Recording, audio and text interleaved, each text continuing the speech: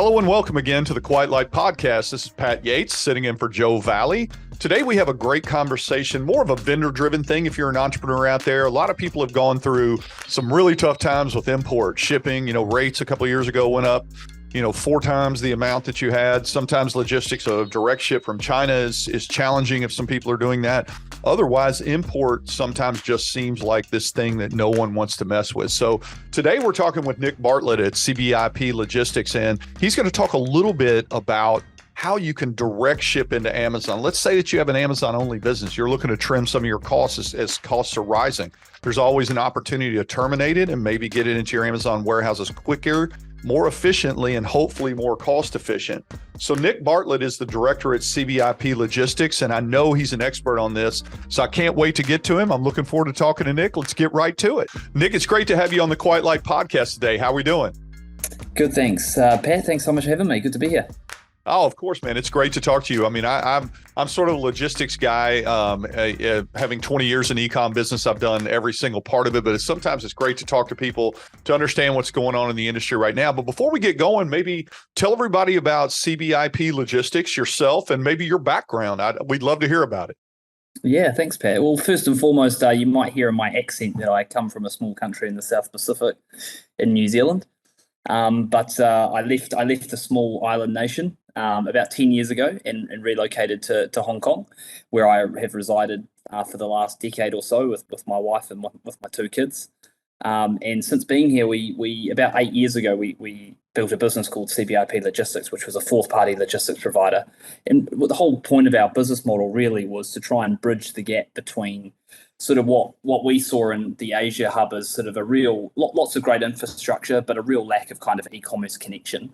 And the ability to help brands that were considering or were already operationally producing in the East and wanting to ship globally through a cross-border transaction, or whether it be through a multi-market warehouse sort of strategy from an e-com logistics perspective. So over the last 8 years or so, we've slowly been building out CBIP Logistics to be a leading 4PL logistics provider out of Asia, but servicing Western customers and servicing Western brands. And the whole idea with that is that we have operations here in the East, and we also have operations in all of the key destination markets like the US, UK, Europe, throughout the Pacific, where we're servicing customers both at the origin end and at the destination end, and sort of trying to build a unique and variable or agile logistics model that enables customers to have options when it comes to their logistics, but most importantly, garner as much control and influence over how they run their logistics, particularly when they're operating at a distance, where it's really hard, right? American brands that produce in China that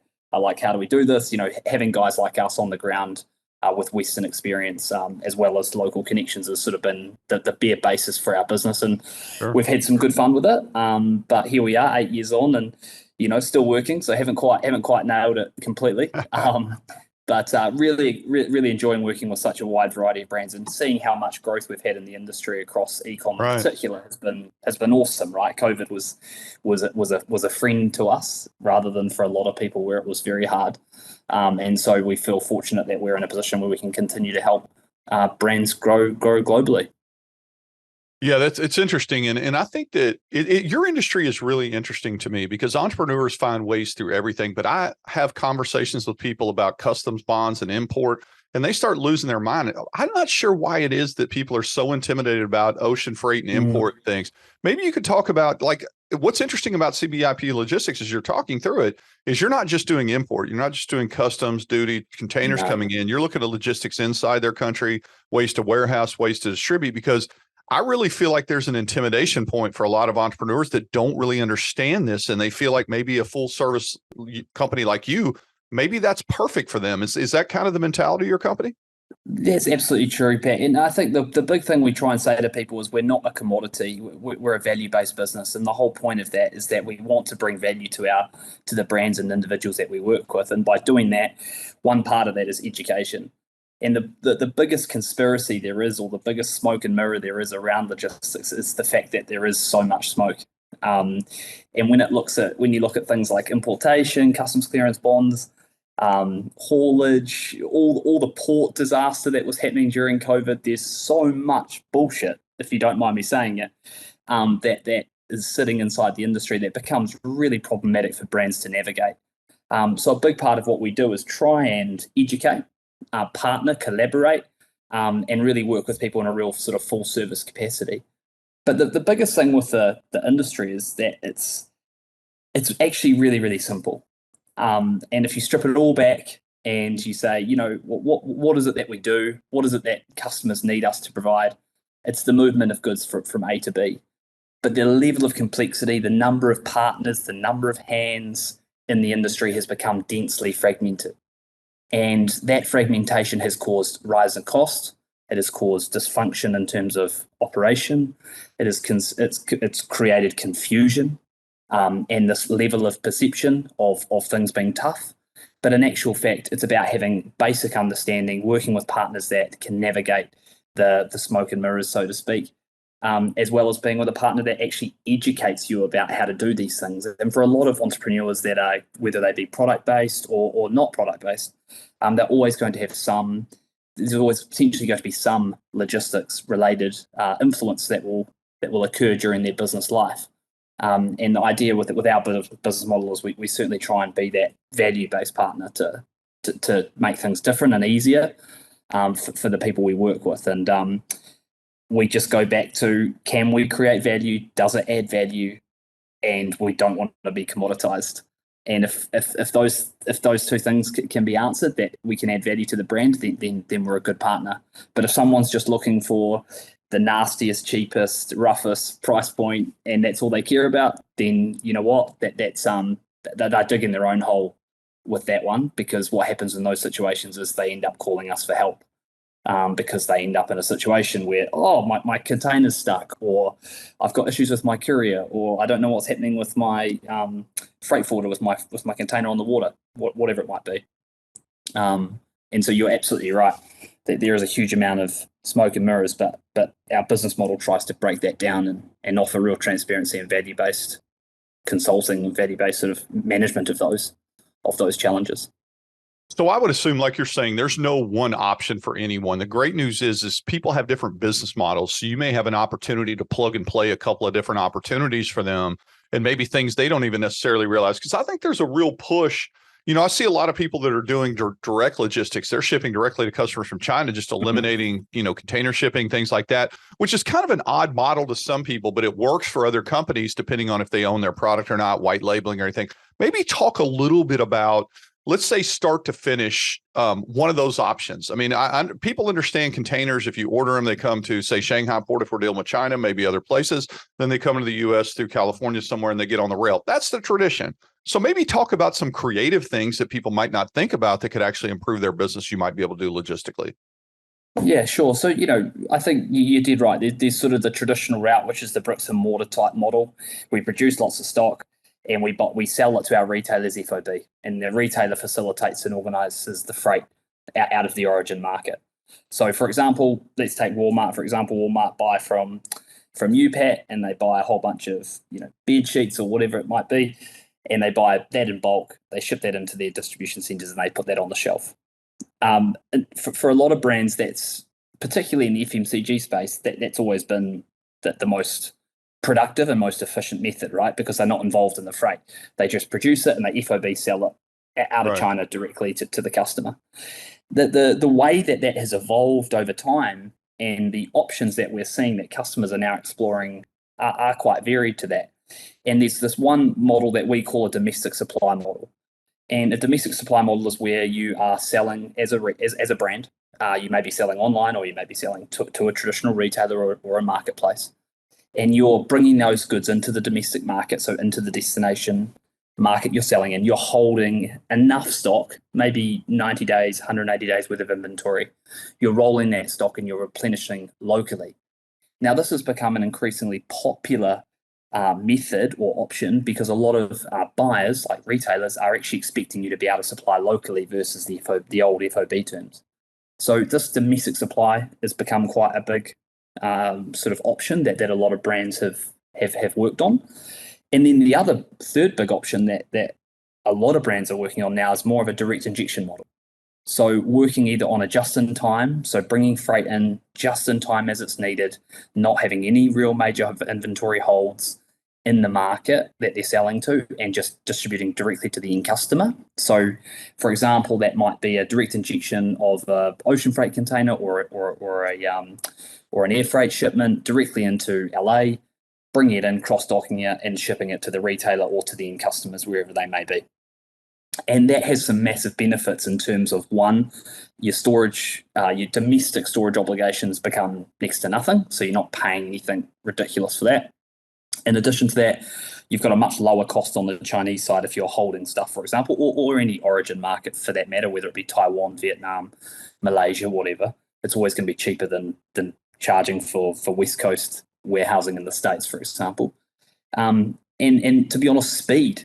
There's a big benefit to a direct injection model. Speed is actually relatively the same as if you did an air freight direct injection versus if you held stock locally and then did a delivery. You might be talking about maybe a 1 to 2 day difference.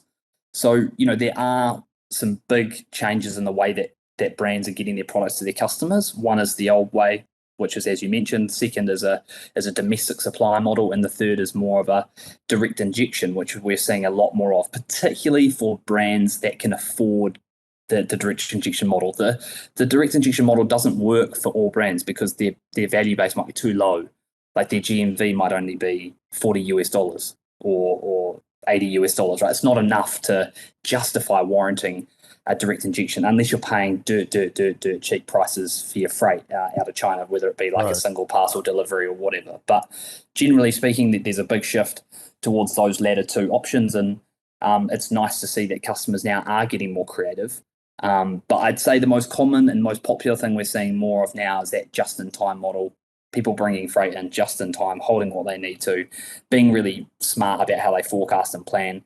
But I think also on the flip side, if COVID taught us anything, it's that we need to expect the unexpected, and we need to build contingency, and we need to build, mitigation against some external macro factors that may or may not influence us. And part of that is having diverse supply chains. Part of it's being agile. Part of it's being smart about how you manage your supply chain in the future. And that's what our business model is really trying to do, is to help businesses to be more proficient in how they manage their logistics programs, not just for this quarter or this year, but for the next 2, 3, 4, 5 years as they look to change and scale their own businesses. It is really amazing because I don't think people think enough about how they can reverse engineer their logistics. If someone's doing 100% Amazon FBA and they have the ability to do just-in-time inventory like you're talking about, I mean, your cost can plummet if you find a way to be able to either store it efficiently where you don't have to touch it, or you actually send it straight into FBA.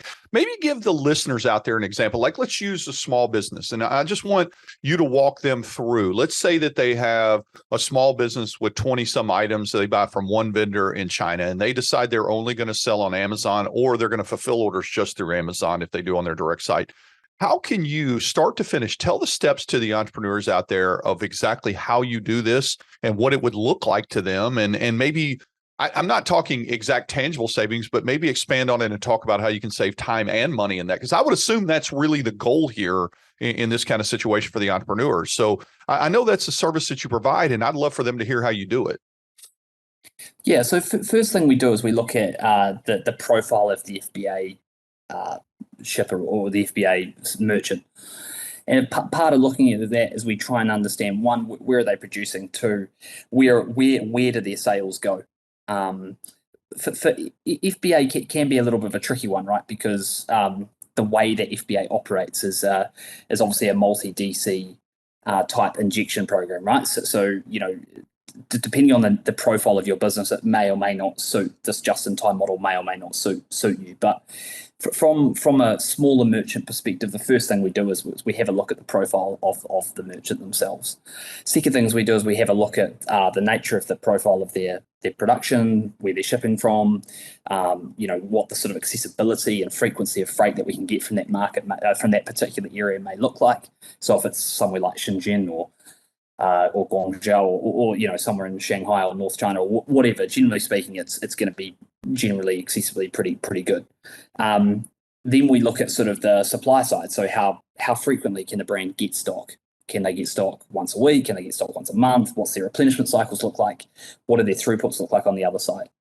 And then effectively what we do is once we take all of that information and we say, okay, and then we look at a forecast and a buffer on either side of the forecast, and we say, okay, we think that we can bring in a certain amount with a direct injection model into FBA, which means that we load a number of containers or maybe a number of LCL shipments, like less than container load shipments. We put those in maybe on a weekly or a bi-weekly replenishment. So we've got this revolving door, right? No matter what's happening, we've always got stock just kind of either on the water coming in or sitting at the DC to go out. And we try and build this nice sort of flow of activity happening in every line of the step. So activity happening at production, activity at the port, activity on the water, activity at the DC, and activity for the last mile delivery. And if we can help them achieve that, now obviously everything is based on sales, right? So if you have a really great period where you sell lots, and then you have a bad period where you don't sell lots, it can get a little bit, a little bit jaded quickly. But we try and be agile in the way that we manage it. But if you're a small merchant and you didn't want to be holding too much inventory and you wanted to be running as much of a just-in-time model as you can, then certainly we can help you facilitate that process. And more importantly, once it gets in, we then take care of it once it arrives. We prep it if it needs prepping for FBA, because they may not prep it in China. And then from there, we send it into the either nominated one or nominated several Amazon FBA locations. So it is possible, but it doesn't, just to be clear, it doesn't always work for all different profiles, right? It will work for some profiles really, really well, but it won't work for everyone. And I think you may have seen in the US of recent times, Amazon have cut how much stock you can hold with them. So once upon a time, you could just drop whatever you wanted, right? Now they're saying, hey guys, rein it in. We don't have the space anymore. Please go away and send us exactly what you need. Don't send us too much. We're not a garage. Yeah.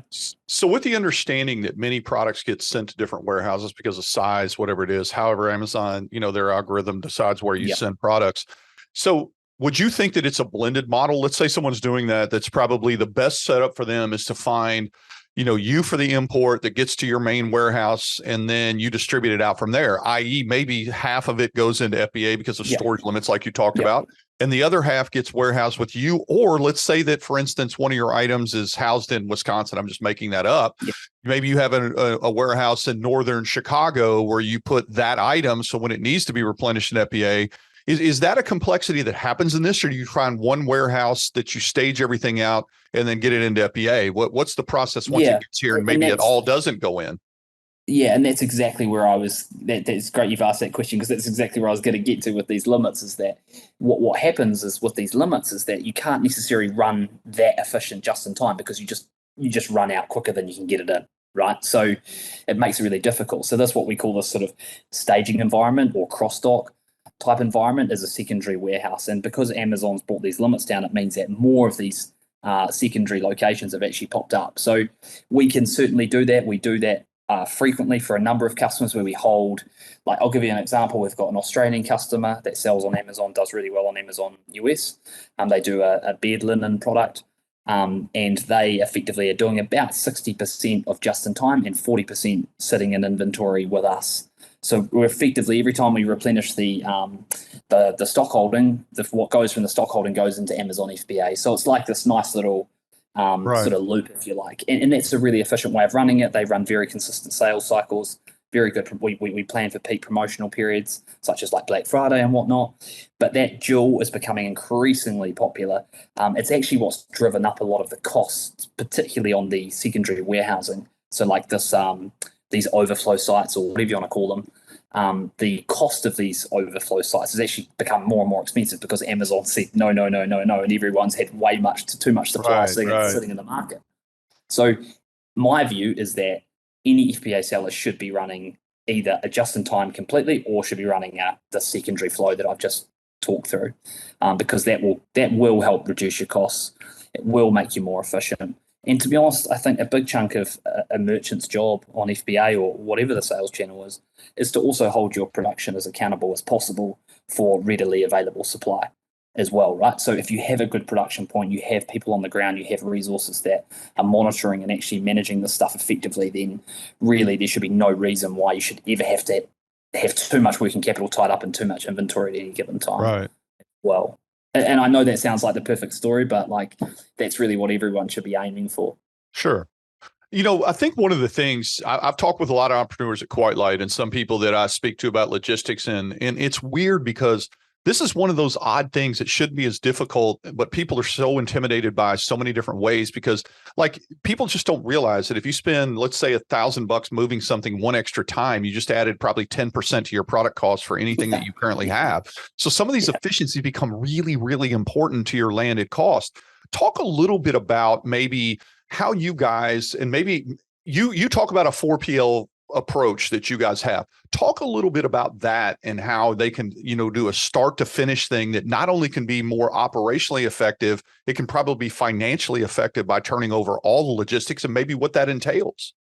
Yeah. So the biggest benefit of a 4PL, and sometimes there's misconceptions about 4PLs, which is always hard to listen to, but I think it's all about the positioning of the 4PL more importantly. But for us as a 4PL, we give customers options. That's the best way for me to describe it. And what I mean by options is that if a customer comes to us and gives us a problem or gives us a scenario, we present options back to them. These are the options available to you. It's not glued. I'm not trying to sell Pat Yates Transport or Nick Bartlett Transport. I'm trying to sell the best solution based on the network of providers that we have. And so if you are a business or a brand or a product owner looking to expand or looking to consolidate and get efficiency of your logistics, then working with a 4PL will enable three things. It will enable the ability to get options, the ability to definitely reduce cost, but more importantly, it's the internal cost. It's your own cost. It's your people's cost. It's all the CAFAF, all the back and forth, all the freight forwarding, this, that. I think anyone that's had any touch points with logistics can see how inefficient communication can be at the best of times. You should be working with one provider that's centralizing it for you, bringing it together for you, offering you internal efficiency, cost efficiency, and options. So what happens when DHL goes down, or what happens when Maersk stop shipping? What happens when CMA run into the next Suez Canal? What happens? What are your options? And so, if anything, in the last few years, it's taught us is that having contingency in your business is important from a logistics perspective, but also having options is really important. And a provider like us that's what we enable, I guess, is these options. And that's, if we were working for someone from A to B, we're very, very transparent. Like, we don't own the trucks, we don't own the warehouse, we don't own the ships, right? Like, we're very honest about that. But we're also not a broker. Right. We create the value, we build the program, and then we deliver it for you. And the idea with that is that it creates value, and value creates long-term relationships, and that's really what everyone wants. It's really amazing. So I'm looking through some of your e-commerce solutions. I mean, are there things that I haven't touched on? Because most of our listeners are e-commerce entrepreneurs, and all of them struggle a little bit with logistics. What other parts of this do people sort of miss that you find as a common mistake for everyone in logistics? One big mistake that we see a lot of is a real lack of P&L understanding for logistics. So total cost contribution. Total cost contribution of logistics. I think a lot of the time, a lot of early stage businesses, they think, oh, that looks good, and they don't model it out. They don't really identify what the problems may be. So that would be one really common thing is just a real sort of lack, I guess, of P&L understanding of when you take it down to like the unit level. The second thing would be just a complete not lack of understanding, but like a real underestimation of the importance of logistics. A lot of people think, oh, it's easy, just whack it in a plane, put it on a truck, put it in a warehouse, it'll get delivered. I think, Pat, you've been running your e-com business for 20 years, right? Yes. You know firsthand the amount of mistakes and operational headaches and unhappy customers and disasters that can come from operations, right? From logistics operations. So, the underestimation is a really common theme. And so what we often do is we're educating customers about, hey, these are the things you need to think about. If you're gonna like, our most common customer is someone that's looking to expand. So someone that's in a market looking to go to another market or wants help to regenerate their existing market.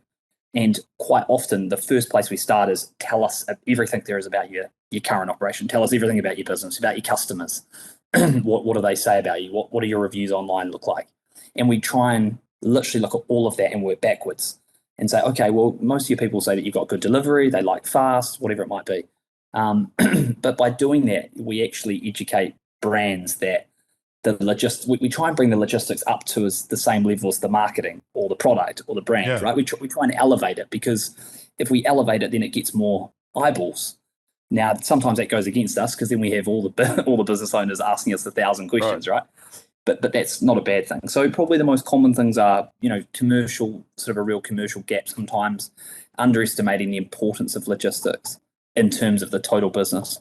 But most importantly, I think even though they're two quite big things, they are surprisingly common even in bigger enterprise businesses as well.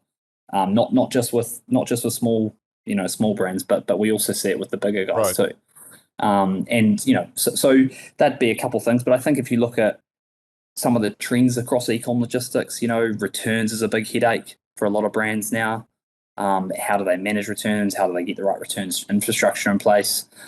So that's a big one as an emerging sort of area. And another one, I guess, is really on delivery options. We see a lot. I was actually having a conversation today with a partner that specializes in localization of stores, online stores. So if you go, if you're in Hong Kong and you go onto your website, it automatically converts to everything to Hong Kong and in Chinese and all the rest of it.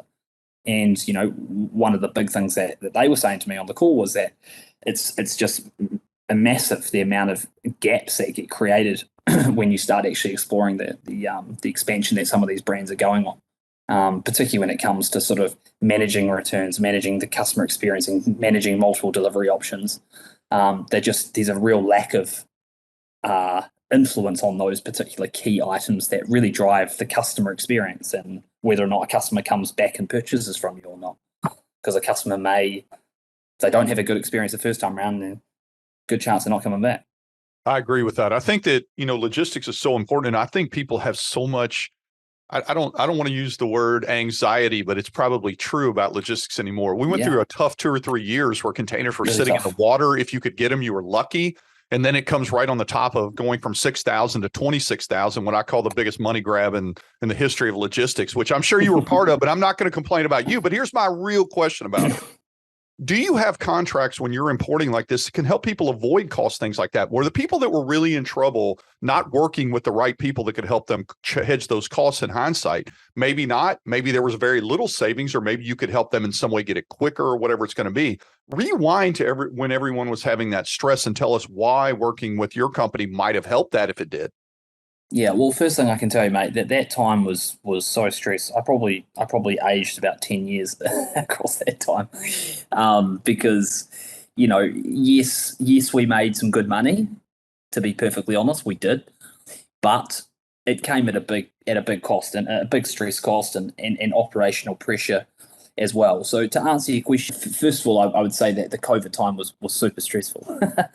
so whilst we made some good money and all of that, certainly it came at a pretty big cost in terms of operational pressure and stress and all the rest of it. And I think the optics of it being stressful were very, very true. I had guys on the phone every day, 4 a.m., 5 a.m., asking me why the container was parked at Long Beach, 400 kilometers off the shoreline, and when the hell it was going to arrive. And I was like, hey, how can I know? I mean, do you want me to go get my speedboat and pull it off the boat and tug it in myself? Like, I don't know. So it was a shit show. There's no doubt about that.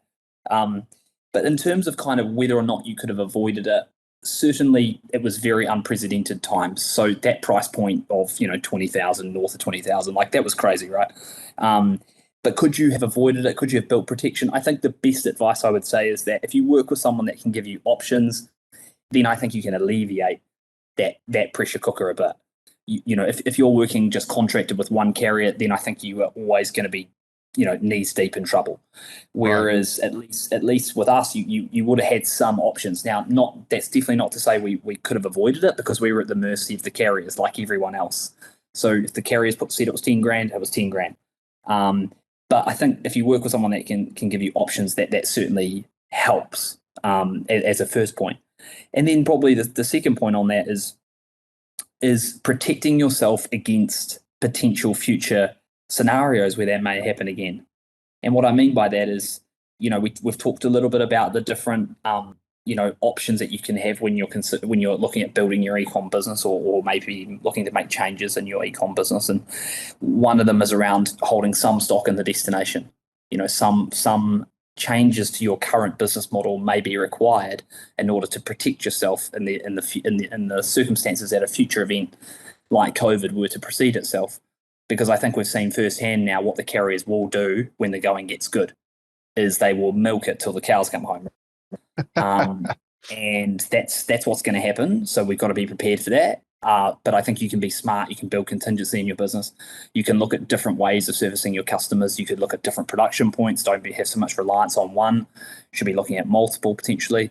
Holding some stock in market, not overstocking yourself, of course. So there are options, and I think COVID has taught us lots of good lessons, and we should be looking at these lessons as we go forward with, and it certainly comes into most of our conversations with brands, which is, hey, why are we doing all the production in China still? Should we be looking to diversify? Should we be looking to hold more stock in some of your other countries where demand is growing? Should we be looking at alternative production markets with you, whether that be Vietnam or Taiwan or somewhere different? So certainly a very tricky time, to say the least, but I think if you work with the right people and you have the right relationships with the right levels of trust, then hopefully you wouldn't have got taken advantage of as much as we saw some customers that did. I mean, we had customers just bleeding, shipping 20, 40, 60 containers a month at 20 grand, and they normally ship them at $1,500. I mean, talk about bleeding cash. I don't think in my relatively short career of 20 years or whatever it is, I don't think I've ever seen something quite as drastically obvious as that. Yeah, it was definitely a tough time. So as we go forward, again, we're talking with Nick Bartlett at CBIP Logistics. Nick, tell us a little bit about CBIP and how they structure, their clients. How do you come up with quotes to be able to do these certain things? Does a business need to be a certain size? Tell us about your pricing model and how you bring on clients. Sure. So from a business structure perspective, we have three core products. We have e-commerce logistics products, which is all about helping brands build logistics programs for their brands globally. We currently have 15 warehouses operating globally, 10 different jurisdictions. And that e-commerce logistics for us is all about warehousing, fulfillment, and delivery, and returns, and with a nice wrap of technology that sits around that. In terms of pricing for that product, most of the time it's just a standard rate card, universal globally. We don't overcomplicate it. We try and keep it really, really simple as much as we can based on the different jurisdiction. Second product we have is a full service logistics product, which is really helping customers in that full service area. So that includes all your air freight, your ocean freight, your customs clearance, your brokerage, haulage, etc. So that product is more of a traditional product, our full service. But a lot of our brands actually that we do the e-com logistics product for also use our full service product because it's complementary, right? Like if you're working with us in 4 countries for warehousing and fulfillment, it makes sense to work with us on your air and ocean freight from origin, because we can do all the facilitation, the ASNs, we can work with the factories, etc. It makes it nice and easy. Then the third product we have is the full service is also just quoted on a product by product basis. So like if it's air freight, ocean freight, brokerage, haulage, whatever it might be, we quote that on a very simple level, but quite similar to probably how a freight forwarder would sort of quote that type of work. And then we have a consulting product, which is really just about helping brands to build programs and design programs. And you may not choose to work with us, but the idea with the consulting product is that we really, really deep dive into your business. We look at all the nooks and crannies. We provide you with a whole bunch of recommendations and support around what you can and can't do, or should and shouldn't do. And then from there, it's sort of up to you if you want to use us to execute it, or you'd like us to help you find someone else. We do have a really cool catch with our consulting product, which is we charge a fee up front to do the consulting. And then we have a catch that if you actually do the work with us, we'll give you the consulting feedback. Because to be honest, the consulting feedback doesn't really mean much to us. It's not that important to us. The most important thing that's important to us is long-term residual quality relationships. That's really what we're after. But from a structure perspective, that's sort of the 3 core products. We have people in each one of the jurisdictions that we have.